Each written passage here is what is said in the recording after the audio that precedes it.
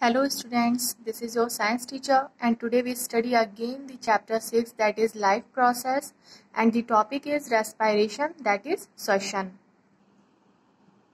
So here firstly we understand what is respiration. It is a process by which a living being utilize the food to get energy. ये एक ऐसा process होता है जिसमें हम अपने फूड को यूटिलाइज करते हैं।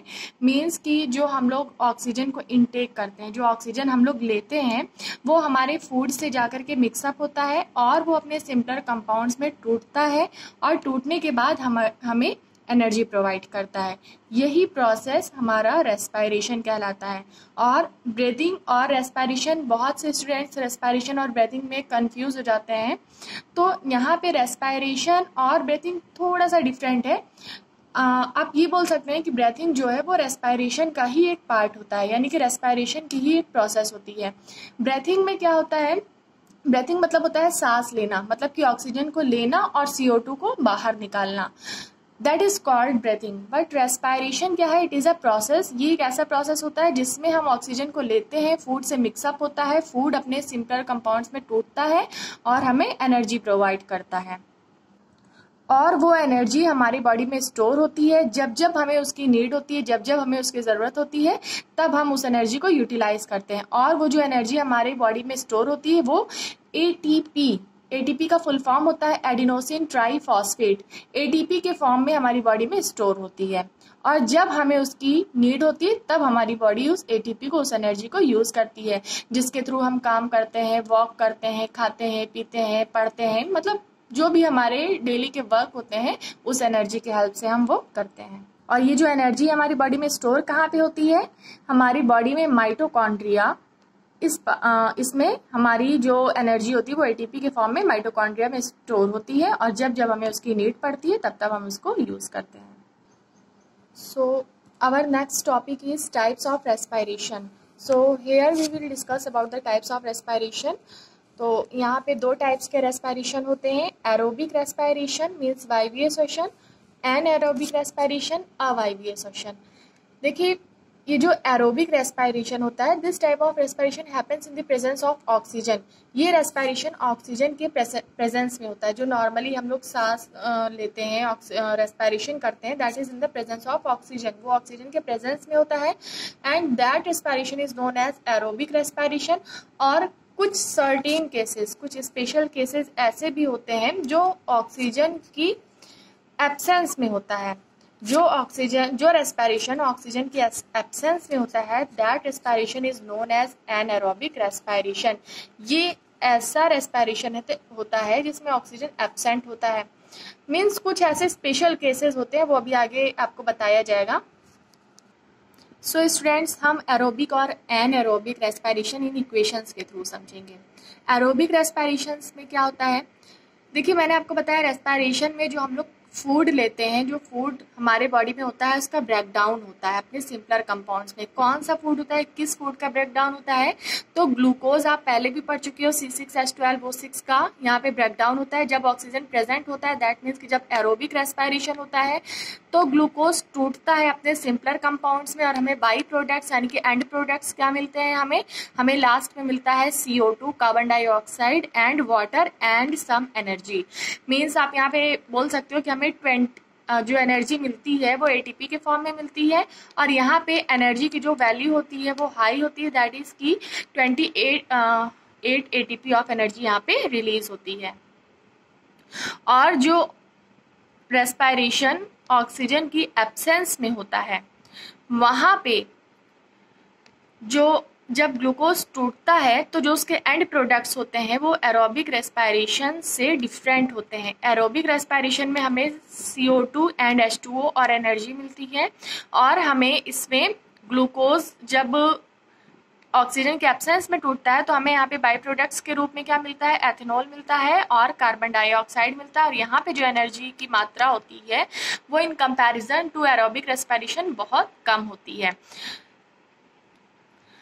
एक अनदर केस है एनारोबिक रेस्पिरेशन में, यहाँ पे हमें जो एंड प्रोडक्ट होता है वो लैक्टिक एसिड के रूप में मिलता है। तो हमें कब एथेनॉल मिलेगा और कब हमें लैक्टिक एसिड मिलेगा?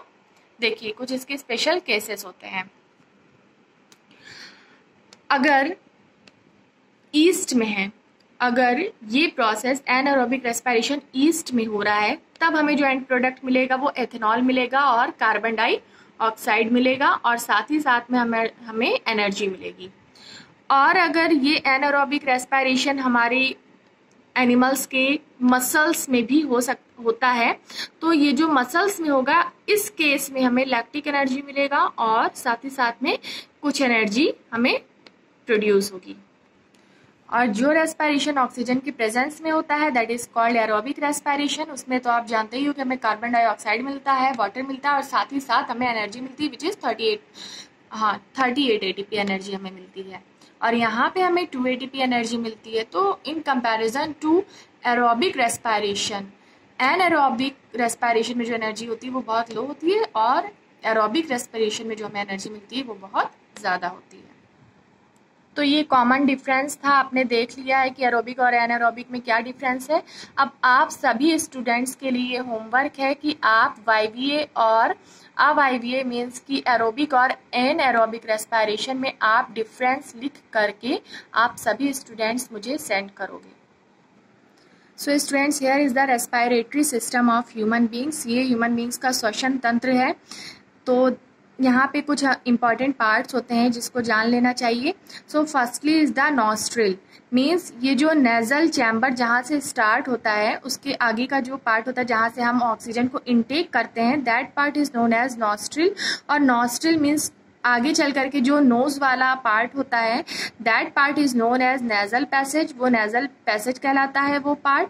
और फिर ये पार्ट जब आगे के साइड जाता है तो एक माउथ वाली कैविटी यहाँ पे आती है और एक नोज वाली कैविटी यहाँ पे आती है।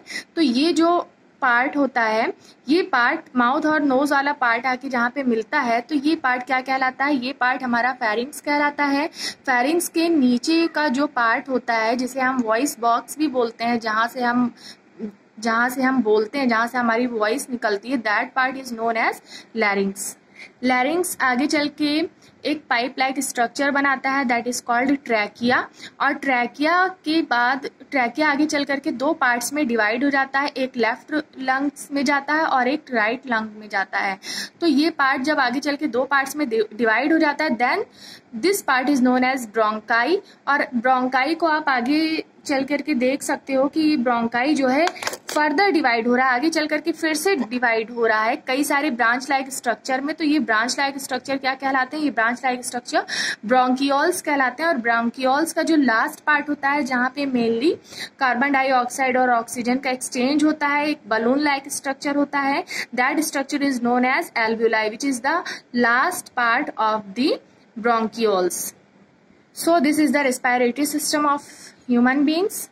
So here are the common parts of our respiratory system. We had already discussed nostril, pharynx, larynx, trachea, bronchi, bronchioles, and the last part of the bronchioles is the alveoli, where the main exchange of oxygen and carbon dioxide takes place.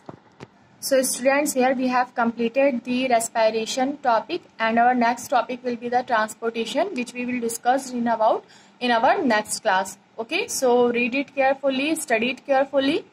Thank you. Have a nice day.